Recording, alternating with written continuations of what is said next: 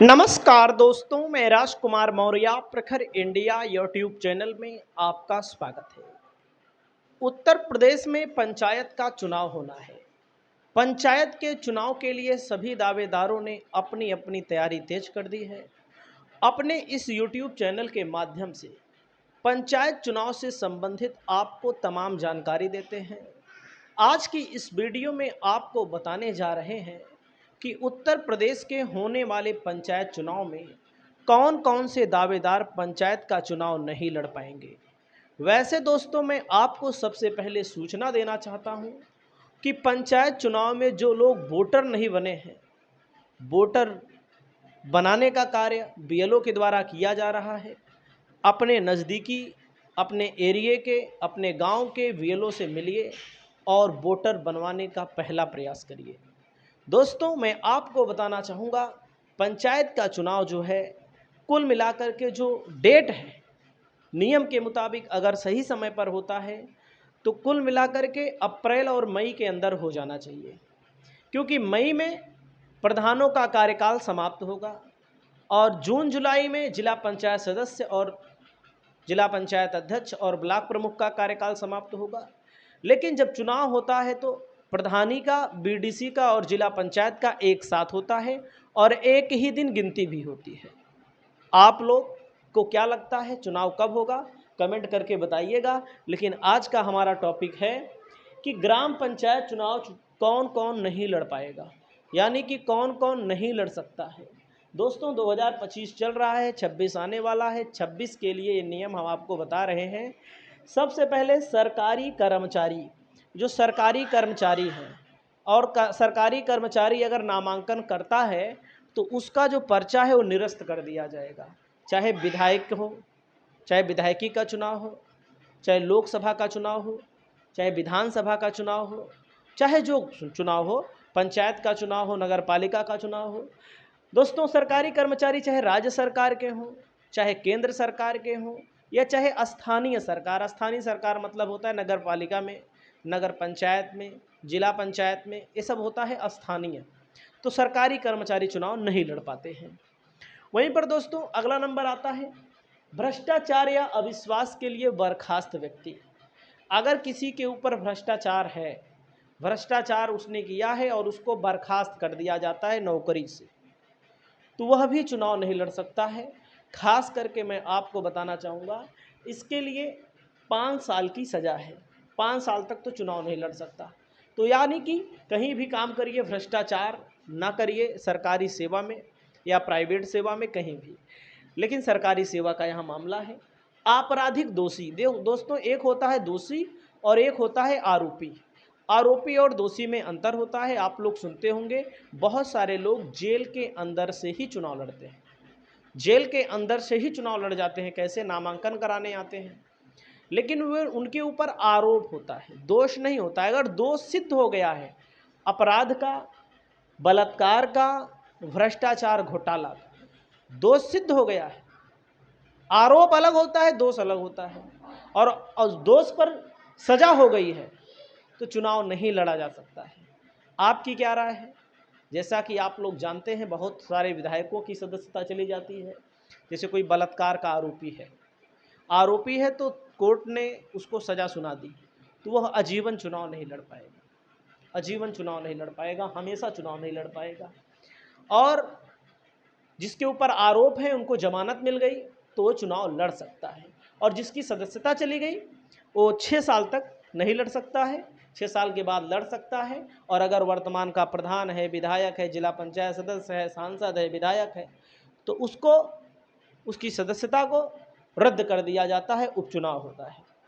दोस्तों, मानसिक रूप से अस्वस्थ व्यक्ति, अगर कोई व्यक्ति मानसिक रूप से, आपके कहने से, हमारे कहने से मानसिक रूप से नहीं होता है कि कोई अस्वस्थ है, पागल है, दिवालिया है ना, कोर्ट बताता है, कोर्ट बताता है। और आप लोग जानते होंगे, जो लोग मानसिक तौर पर अस्वस्थ हैं उन लोगों को सरकार की तरफ से पेंशन वगैरह की भी व्यवस्था होती है।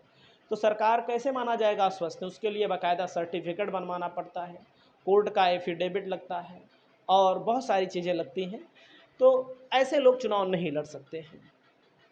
दिवालिया किसे बोला जाता है? जिस पर इतना कर्ज है कि उसने इतनी संपत्ति तो मतलब कि उसकी सभी संपत्तियों को बेच करके उसे दायित्वों का भुगतान नहीं किया जा सके। बहुत सारे लोग हमारे देश में कंपनी बना बना करके कर्ज खूब ले लेते हैं। जैसे सहारा वगैरह क्या है, सहारा वगैरह क्या, दिवालिया, समझ रहे हैं, दिवालिया हो गई है। लेकिन सहारा जिसकी है वो दिवालिया थोड़ी ना हुआ है, उसने कंपनी बनाई और कंपनी बनाने के बाद सबसे पैसा जमा कराए। देखो हमारे देश के तमाम लोगों का पैसा नहीं मिला। मोदी जी, अमित शाह ने कहा था लोकसभा चुनाव 2024 से पहले सहारा में जिन लोगों का पैसा जमा है, हमारा नहीं जमा है, हम तो बता रहे हैं, जनता का बहुत पैसा जमा है, गाड़ी कमाई जमा है, दहेज का पैसा कितने लोगों का जमा है, और लोग बेचारे पैसा नहीं पाए। लेकिन इस सरकार ने ध्यान नहीं दिया, तो ये लोग भी नहीं लड़ पाएंगे। तो दिवालिया का मतलब मैं समझा रहा हूँ। पंचायत के कर्जदार, पंचायत के कर्जदार का मतलब जैसे होता है पंचायत में बिजली लगी होती है, सहकारी बैंक होती है, सहकारी समिति होती है। अगर 1 साल से अधिक की बकाया राशि है, बहुत दिन पहले से कोई जमा नहीं किया है ना, बिजली का बिल बहुत सारे लोग नहीं जमा करते, अब तो बहुत सारे लोग जमा करने लगे। मतलब कि पहले तो और ढील वाला मामला था, जब सरकार टाइट होती है तो इसी बहाने कहती है भाई जो लड़ रहा है उसी से बिजली का बिल जमा करा लिया जाए। तो कहने का मतलब है पंचायत के कर्जदार नहीं।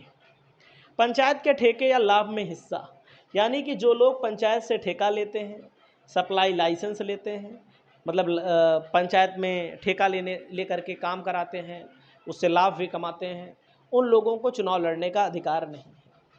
दोस्तों, चुनाव खर्च का हिसाब जो व्यक्ति ना दे पाए, जो व्यक्ति चुनाव खर्च का हिसाब नहीं देता है, अगर कोई व्यक्ति पिछला चुनाव लड़ा है तो उसको भी चुनाव लड़ने के अधिकार से रोक दिया जाता है। 3 साल तक, 5 साल तक अयोग्यता होती है। झूठे प्रमाण पत्र, दोस्तों आप सबको पता है जाति के आधार पर आरक्षण मिलता है, और आरक्षण जब मिलता है जाति के आधार पर तो तमाम लोग चुनाव नहीं लड़ पाते हैं।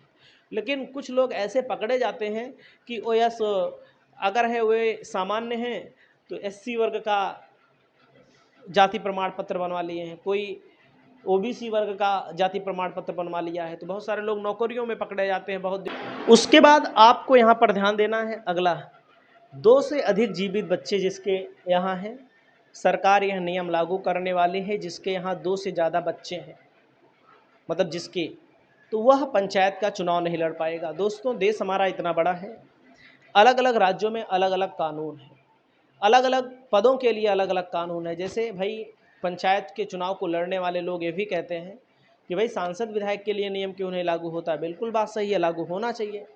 और आप लोग ये भी देखते होंगे बड़े पैमाने पर अलग अलग राज्यों में लागू है, गुजरात में, महाराष्ट्र में, हरियाणा में।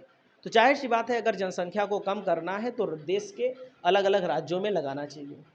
वहीं पर दोस्तों शौचालय ना होने पर पंचायत चुनाव नहीं लड़ा जा सकता, इसके लिए बाकायदा सर्टिफिकेट बनवाना पड़ता है। संसद या विधानसभा का सदस्य, अगर कोई वर्तमान का सांसद है और विधायक है, पंचायत का चुनाव नहीं लड़ सकता। अब आप कहेंगे भाई पंचायत जब सांसद है विधायक है तो पंचायत के चुनाव की ज़रूरत क्यों पड़ती है? भैया सांसद है विधायक है तो आप लोग जानते हैं जिला पंचायत के चुनाव में जिला पंचायत अध्यक्ष का भी चुनाव आता है, समझ रहे हैं, पंचायत के चुनाव में जिला पंचायत अध्यक्ष का भी चुनाव आता है, सदस्य का भी आता है, ब्लॉक प्रमुख का आता है। मान लीजिए 2026 में पंचायत चुनाव हो रहा है, 2026 में पंचायत चुनाव हो रहा है और 2027 में उत्तर प्रदेश में विधानसभा का चुनाव है। बहुत सारे लोग इस समय पावर में हैं लेकिन चुनाव हार जाएंगे।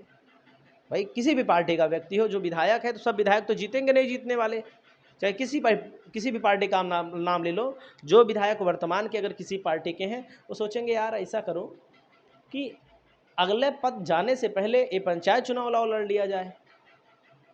होता है जैसे सांसद लोग विधायकी का लड़ते हैं, विधायकी लोग सांसदी का चुनाव लड़ जाते हैं ना। तो लेकिन इसमें नियम है कि अगर आप सांसद विधायक का लड़ सकता है, विधायक सांसद का लड़ सकता है पद पर रहते हुए, लेकिन पद पर रहते हुए पंचायत का चुनाव कोई नहीं लड़ सकता है। जब नहीं लड़ सकता है तो क्या करना पड़ेगा? इस्तीफा देना पड़ेगा। तो इस्तीफा कौन देगा? आप सबको पता है, नेता बहुत होशियार होते हैं। अन्य पंचायत में सदस्य, अगर कोई व्यक्ति दूसरी पंचायत में सदस्य, जैसे आपके गांव का प्रधानी का चुनाव है, दूसरे के गांव वाला प्रधानी का चुनाव आपके यहाँ नहीं लड़ सकता है। जैसे आपके क्षेत्र पंचायत का मामला, बीडीसी आपकी क्षेत्र पंचायत होती है जो ब्लॉक प्रमुख होते हैं, क्षेत्र पंचायत ब्लॉक प्रमुख जो बनते हैं जिस क्षेत्र पंचायत के माध्यम से आप अपने पूरे ब्लॉक में चाहे जहां लड़ सकते हो, जो सीट आई रहेगी तभी आप लड़ पाएंगे। ओबीसी अगर आप हैं तो ओबीसी सीट पर, सामान्य सीट पर, एससी हैं तो एससी सीट पर, सामान्य सीट पर लड़ पाएंगे। वहीं पर दोस्तों अब की बार नियम आने वाला है कि सरकार की तरफ से कुछ पढ़ाई लिखाई भी ज़रूरी कर दिया जाएगा, क्योंकि पढ़ाई लिखाई ज़रूरी करना बहुत ज़रूरी है। कम से कम हाई स्कूल इंटर तो करना ही चाहिए। दोस्तों, निड्यूज सर्टिफिकेट, जाति प्रमाण पत्र, शिक्षा प्रमाण पत्र, मानसिक प्रमाण पत्र, ये सब चीज़ें आपको तैयार करवा लेना है। फिर मिलेंगे आपको नई वीडियो में, नई जानकारी बताएंगे। ये लोग चुनाव नहीं लड़ सकते हैं।